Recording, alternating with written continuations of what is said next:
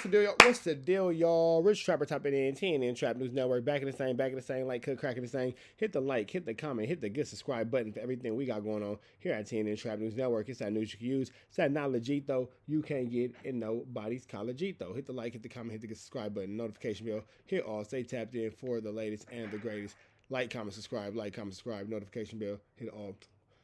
We finna jump into this Kantiana. Before we do, make sure y'all tap in because we are looking for correspondents for Trap News Network. We're looking for correspondents for TNN Trap News Network. Make sure you tap in with that tap in. Make sure you hit that like, hit that comment, hit that get subscribe button for everything we got going on. But we're looking for correspondents. This is a paid opportunity. So if you feel like you can do a little bit better than me, you can give us a little bit of news. We can use a little bit of knowledge. We can't get nobody's college. Hit me up, man. We're gonna figure out what we got going on here at TNN Trap News Network. It's that Newsington. You can Usington. It's that knowledgeito. You're not finna get nobody's collegeito. What's that noise? Boy, go to bed. Let's get into this Kantiana, man. We got Young and Hefe giving us the Hoover's rendition on what happened with Baby B Brazy. Young and Hefe did the heavy lifting for us. Appreciate you, Young and Hefe. We finna get into this Kantiana with Damian Porter, by way of Young and Hefe. Let's get into it. Let's go. We're going to play these segments from the Hoovers, and you already know it's the halfway and the half effect. We going to commentate. Went to catch this guy and send a strong message. He got caught slipping right by the canteen behind the wall by his lonesome. He was by himself, had left his security, or his security had left him. They can't go with you everywhere. They're on the yard. They can walk with you around the yard, in the day room, in the building. But if you have to go behind the wall to the program office, you go to visit, you go to the canteen, you're back there by yourself, or you might have a homie back there with you or whatever, but you can't say, all y'all come back here with me. The police is not going to allow that. So you can get caught slipping in those situations, in such a scenario. And that's what happened with him. Of course, he could have said, I'm just not going to go to the canteen. I'm not going to get caught slipping by myself. But again, maybe he's not a coward. He's not a buster. I'm going to get my canteen. That's where your ego can get you in a lot of trouble, man. A lot of trouble, because it seemed like this is a whole bunch of a situation about a lot of ego. I ain't finna PC up. I ain't worried about nothing. I'm about to go get my canteen. So he went back there by himself to get his canteen. And lo and behold, here comes 3 or 4 Hoovers. They found out that he was going back there to get his canteen, and that he would be back there with 1 or 2 other people protecting him. And they figured that would not be enough. And so they surreptitiously moved on him. They got behind the wall and they had big weapons because the call had been made to brutalize him. So they talking about Baby B Brazy because he got the H blank on his face. For his disrespectful tattoo and for parading it around the yard as if the Hoovers were some puppies instead of some big dogs. They got behind the wall and they approached him stealthily. He didn't see what was coming. He was not on alert as he should have been, knowing that there is tension on the yard because of this face tattoo that he bears.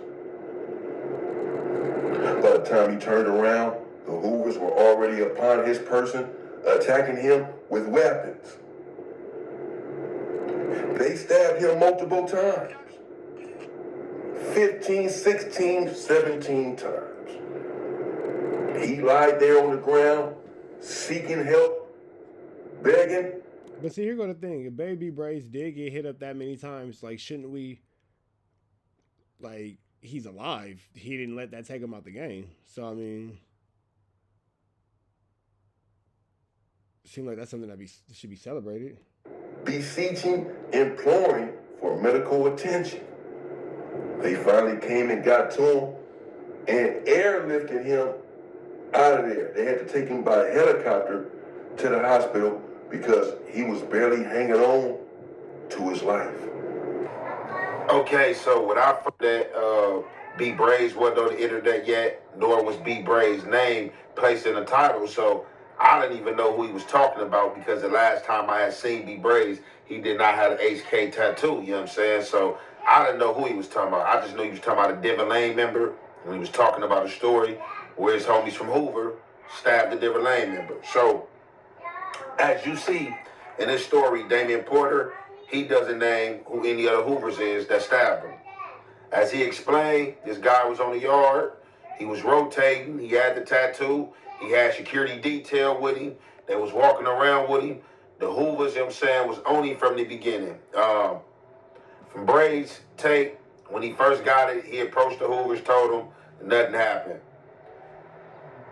From the Hoover standpoint, they not going for that. They say that never happened. As soon as they became familiar with the tattoo, they was on to him. So as Damian Porter, as he reports it, I'm not gonna touch on this one too much, just based off the politics involved. We kind of just gonna sit back and observe. If you know, you know. If you don't worry about it. We'll kind of let this one play itself out unless necessary. But this is a very interesting situation, as well, because you know, let's just go. Tells they waited and waited until they was finally able to get up on him. He go behind the wall to go to the commissary at High Desert. I've been to High Desert. Have I been to High Desert commissary? No, I haven't, because I didn't get to walk the yard. When I got to High Desert, I had two enemies on C yard and one on D yard. They both was on the level 4 yards. They both had a keep away placed on me, so they didn't even allow me to walk the yard. They locked me right up in the hole, placed me in Z unit, stayed there about 3 or 4 months till I was transferred up out of there to Tehachapi. Back to the script and the program of the story.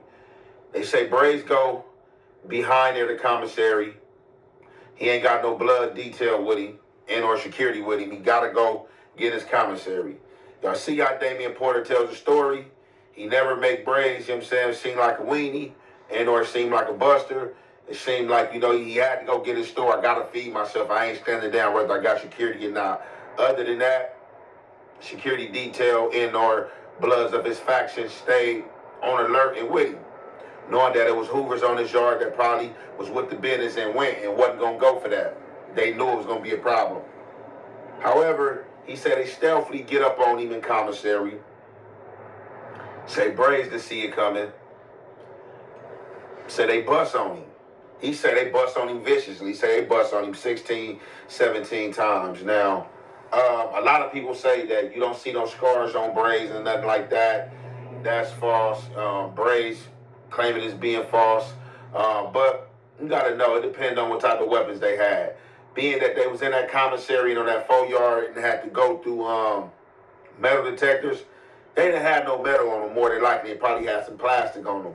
And that plastic, you know, you would get bust on and do some bleeding, but the plastic, you getting bust on with that melted down plastic, it'll heal good, you know what I'm saying? It's just a good poke job, you know what I'm saying? Now, again, if Baby B Brazy did make it through this and live through this, then, you know, shit, that nigga, he's a survivor. He's going to make it. He's a survivor. Keep on surviving. Like, I'm not sure. I mean, if it didn't happen, I can see why he would be upset, saying, like, you know, don't say this happened to me if it didn't. But if it did happen, I don't know. I've been packed out every time I would get back. Every time I get packed out, I wear mine like a badge of honor. I'll be like, yep, so what? I'm still out here getting to it. And I'm still out here wooty mammy. Y'all didn't do nothing too much. You feel me? It took all y'all to get rid of little old me, and I'm still here. That's how I look at it, but I don't know. What y'all think in the comments? I ain't really heard of nobody getting killed by anything like that unless you just hit like a juggler or just push it in with blunt force or something crazy like that. But this is where the story comes from, that Brazy was stabbed and airlifted. Now, what I have been hearing is that the Hoovers are saying that Brazy got stabbed. Brazy is saying that he didn't get stabbed. What I am hearing, they saying it happened, Brazy saying it didn't happen. But what we could agree upon is that he didn't get airlifted. He did not get airlifted. I don't know where that came from. I don't know if it came from by way of Damian Porter, whoever he heard it from. But they say the busting happened. Brazy say it didn't happen. But wasn't no airlift. Regardless of what happened, didn't no airlifting take place. If you smell what I'm cooking. So they said that he got knocked, you know, something might have happened to him, but he didn't get knocked so bad to where they had to get him up off that facility. So with that being said, we gonna get into the rest of this content, and y'all already know it's the halfway and the half effect. We gonna commentate.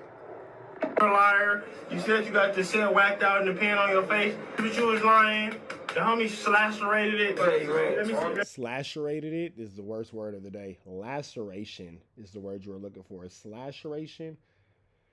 Probably not the word you were looking for, big dog. You see that book? I mean, who is that? Who's on that? Brazy? Well, look, we got, this is our paperwork box. This is paperwork. These are like write-ups. This is from beating the house you, ops and bull homies. I ain't gonna even lie, that little Hoover dude right there, he looked like he like that, like Grendel, like they call him Gremlin Man. So whoever that was right there with Treyway 6K, I guess he was in on whatever happened to Brazy. So this is what I'm gonna say. So what I've come to find out is that I don't know if this is the little Porky dude. They said it was cool or whatever to speak Lil Porky name. The other dude name, they said it was cool to speak his name too. I'm not going to speak his name. I'm not going to say his name. Because this dude is up, you know what I'm saying, from my understanding, up for like parole, about to come up and get out within like the next few months, you know what I'm saying, 4 to 5 months, 3 months, short timing. And being that, I guess, so this is how it works. If you in that state, even in the feds too, if you a lifer and you stab somebody and you assault somebody, more than likely because you being a lifer, or if you got 15, 20 years or something like that, they not gonna charge you with that stabbing. You might just get a jailhouse shoe and get a write-up and stuff like that and get certain privileges taken from you. Versus if you somebody that got 3 years, 5 years, 2 years, and you go on a mission and you stab somebody, they're gonna hit you with a case. May try to Yeah, you don't get a free world charge for that. They're gonna try to restart you all the way over. Get you with great bodily injury, assault, attempted murder, depending on the carnage or harm you do. They're gonna try to put a case on you. That's just how this justice system works, and that's how they play the game.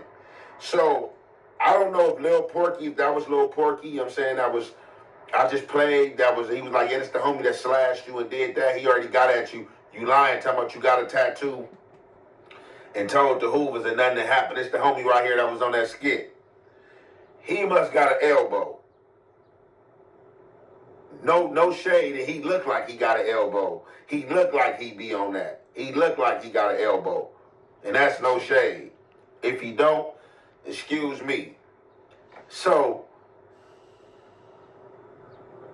the other dude that was in on there, but we hear was multiple people, 5, 6 people, whatever. The other guy, I know him. He's supposed to be up for parole in like the next 3 or 4 months. And this is dangling over his head as if they're trying to charge him with a stabbing on Brazy.